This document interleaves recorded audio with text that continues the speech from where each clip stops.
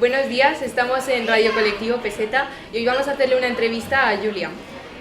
Primero vamos a empezar por preguntarte por qué decidiste venirte a España. Hola, ¿qué tal? Me llamo Julia Rosalovska, soy de Ucrania. Llegué aquí pues, en el año 2000 aproximadamente. Pues, si te parece, me gustaría primero un poquito explicar cómo fue la vida en Ucrania durante la época soviética y postsoviética, que ahí está un poco la razón por la cual mis padres han decidido mudarse a España. Entonces, bueno, pues la vida durante la Unión Soviética, que es lo que yo recuerdo y lo que se me ha contado, pues estuvo llena de censuras, de falta de libertad, de falta de apertura al mundo exterior. Por el mundo exterior yo me refiero al mundo occidental, a los Estados Unidos, por ejemplo, y los demás países. Entonces, pues por ejemplo, recuerdo que no se podía escuchar cualquier tipo de música, sino que teníamos que escuchar la música pues, de los países miembros de la Unión Soviética, sobre todo música rusa. En cuanto a la literatura, pues igual. Teníamos de hecho una asignatura que se llamaba literatura extranjera y solamente se daba literatura tipo Dostoyevsky, Tolstoy, literatura rusa. También se pasaban un poco de penurias en cuanto al tema económico. Por ejemplo, había muchos retrasos en cuanto a los salarios, que ya de por sí los salarios eran muy bajos, pero podía haber retrasos como 2-3 meses y no te daban ningún tipo de explicación. Y luego lo que también se hacía mucho era pagarte parte del salario con talones de comida,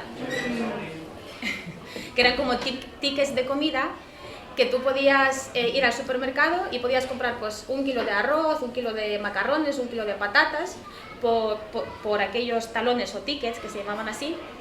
Y entonces, bueno, pues la verdad que la vida pues era un poco dura.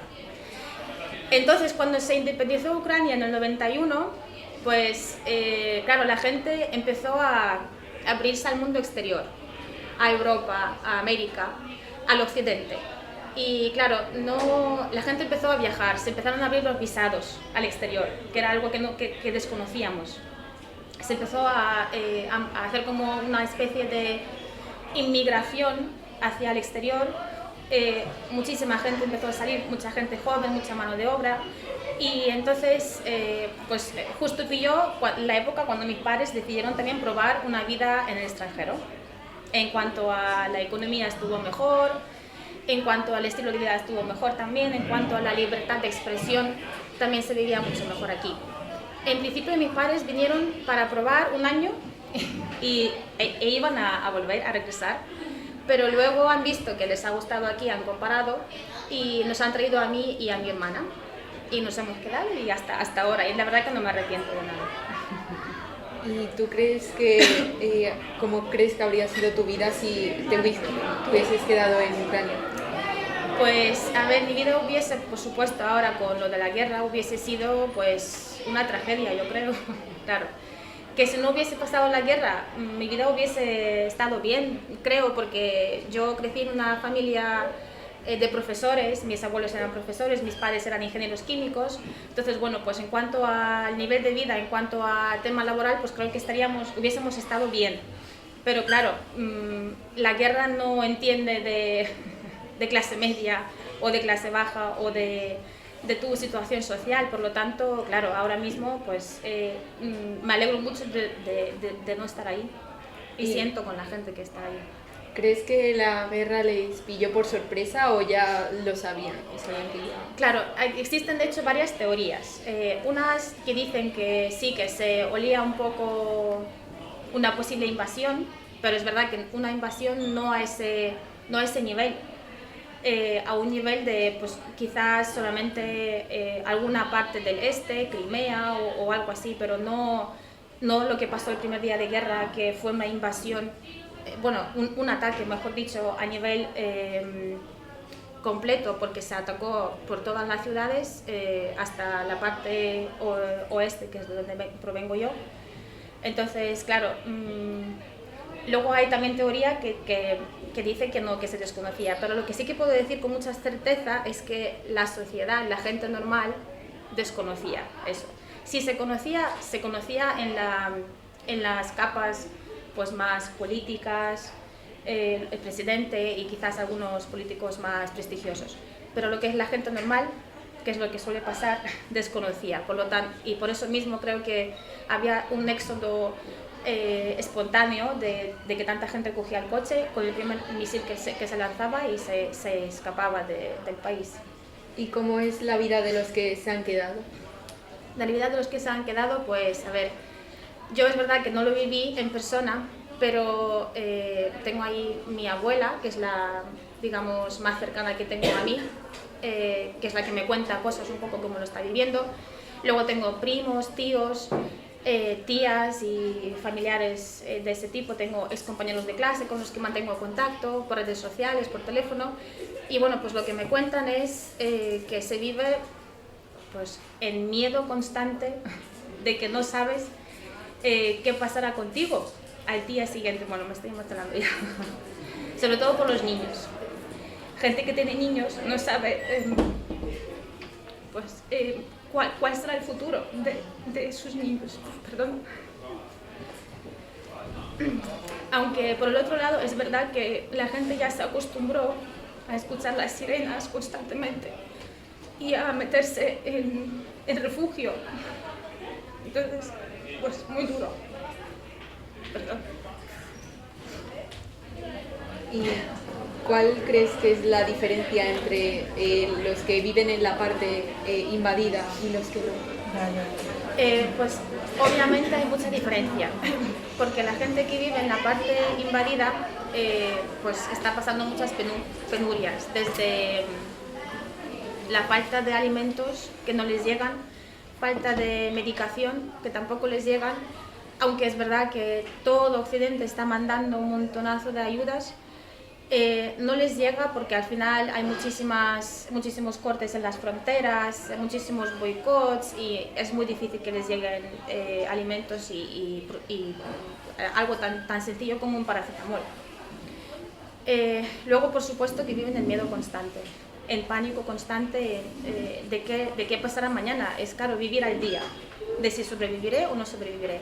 Sin embargo, por el otro lado, la gente hacia más occidente, la zona hacia más hacia Polonia, que es de donde vengo yo, como te digo, donde está mi abuela, pues viven con más tranquilidad y creo que ya han asumido y han asimilado las sirenas, el pánico, las noticias negativas diarias. Entonces, sí, supongo que lo han asimilado un poquito más y han vuelto un poco más a la normalidad. Antes has mencionado que la gente tiene miedo por sus hijos. ¿Cómo crees que los niños están viviendo esta guerra? Claro, es que para mí es un tema de los más dolorosos, porque yo considero, supongo que como todos aquí presentes, que la infancia debe basarse en sonrisas, alegría, un entorno seguro, un ambiente protector, jugar en la calle, ir al colegio, ir a jugar al parque con tranquilidad. Sin embargo, claro, ahora con la guerra, pues los niños de ahí, aparte de recibir un estrés y depresión y ansiedad, o preocuparse bien por su padre que está en el frente luchando, o porque ha perdido a algún familiar por algún ataque o misil que se haya lanzado, o por no poder ir al colegio y recibir una educación decente, como debería ser, que es el derecho de cualquier niño. Entonces, yo creo que los más perjudicados, de hecho, en esta guerra van a salir los niños. Y por supuesto que se están criando ahora mismo pues en odio, en resentimiento, con miedo, pero a la vez haciéndose valientes y, digamos, sabiendo un poco que el futuro se puede cambiar y qué es lo que hacer para que no vuelva a suceder lo mismo. Entonces me imagino que en el futuro pues serán gente que a lo mejor proporcionarán un poquito a la mejoría del país cuando acabe la guerra y cuando todo esto se mejore. ¿Y cómo crees que va a afectar al país esta guerra? Pues a ver, yo, como todas las guerras, que es verdad que hay países y países y hay naciones y naciones, pero yo creo que siempre hay como un renacer. Entonces yo creo que los ucranianos somos una raza que solemos ser bastante positivos, somos muy trabajadores, entonces creo que después de todas las ruinas que haya causado la guerra y todas las penurias que haya pasado la gente, creo que al final va a haber como un renacimiento. Y creo y espero y confío de verdad de todo mi corazón que Ucrania vuelva a ser como antes y mejor. Con renacer te refieres a como que la gente vuelva y vuelvan a hacer que el país sea como antes. Pero ¿crees que van a volver sin saber si sus casas van a seguir ahí? Supongo que no todo el mundo volverá. Porque, claro, es lo que tú comentas, que cuando sabes que ya una vez has pasado por algo así y que quizás en un futuro lejano o cercano puedes volver a pasar por algo así, porque Rusia siempre será pues, nuestro vecino, y el futuro es incierto para esas familias. Pero yo creo que la mayoría volverán, porque ha sido como un éxodo por obligación, no ha sido voluntario en búsqueda de una vida mejor, sino que salió de ahí gente que vivía bien, que era clase pues media, alta, lo que sea, y que tenían su casa, su cole, su familia ahí. Entonces me imagino que volverán, pero no todos. Y si tus palabras pudieran llegar a los responsables de esta guerra, ¿qué les dirías? Uf, ¡qué pregunta!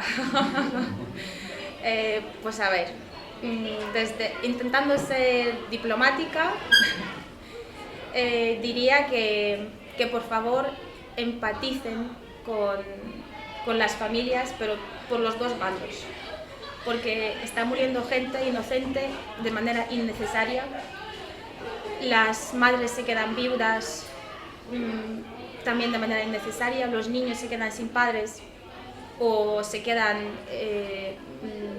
no sé, con algún tipo de herida o secuelas psicológicas y mentales también de manera innecesaria. Entonces, por favor, que empaticen con la sociedad, porque al final los que van al frente es gente normal, como nosotros, como tú y yo. Y creo que es necesario, porque estoy segura, si un ruso y un ucraniano normal se sentase a charlar, esto se hubiese solucionado enseguida. Sin embargo, la política al final es mucho más cruel, mucho más agresiva y violenta, y entonces pues no se ponen de acuerdo. ¿Quieres añadir algo más?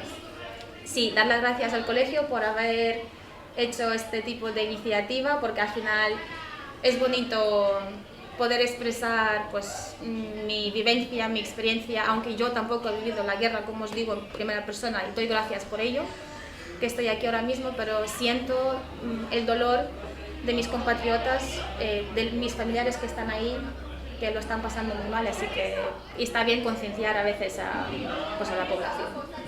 Gracias. ¿Crees que los países están haciendo lo suficiente, como están ayudando lo suficiente?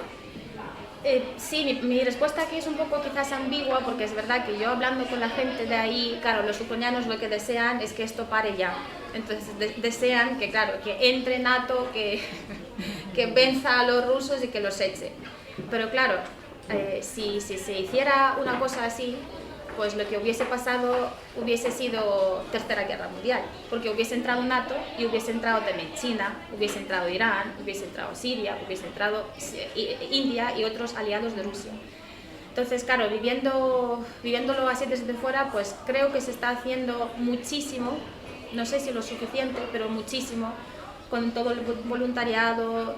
La gente se ha levantado como nunca a dar alimentos, a mandar sacos de dormir, a mandar ropas, todo lo que se ha montado, pero solamente ya tomando colegio como ejemplo, montañas de comida y de ropa y de cosas que la gente traía a diario para ayudar a Ucrania, ha sido impresionante.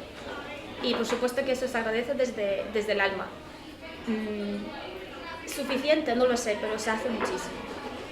Bueno, pues antes de terminar con la entrevista, queríamos entre todos darte una sorpresa.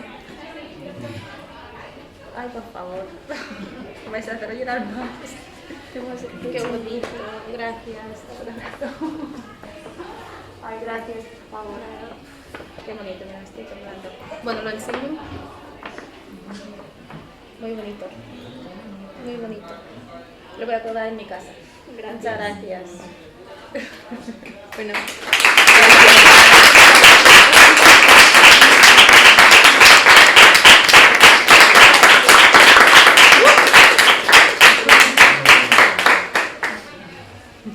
Bueno, pues aquí acaba la entrevista con Julia en Radio Colectivo Peseta.